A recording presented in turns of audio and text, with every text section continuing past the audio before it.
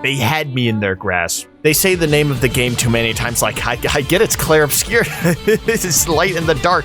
Claire in the Obscure. Gustav Petrad. You know, it's like, I've said this like 80 billion times by now. I get it now. If I spoke French, I'd probably be like, I get it already. But man, every aspect of this game engaged me in a way that I just could not let it go. And it reminds me that I always love RPGs, except for the ones that I don't like. The story's amazing. I love the parry system. The music is fantastic. The world looks like one of those puzzle games you saw in the 90s, but I love how chaotic it feels. And the game's not that long either, which I really love. I feel like sometimes RPGs can take a very long amount of time, and this one just was not that heavy of an investment for an RPG.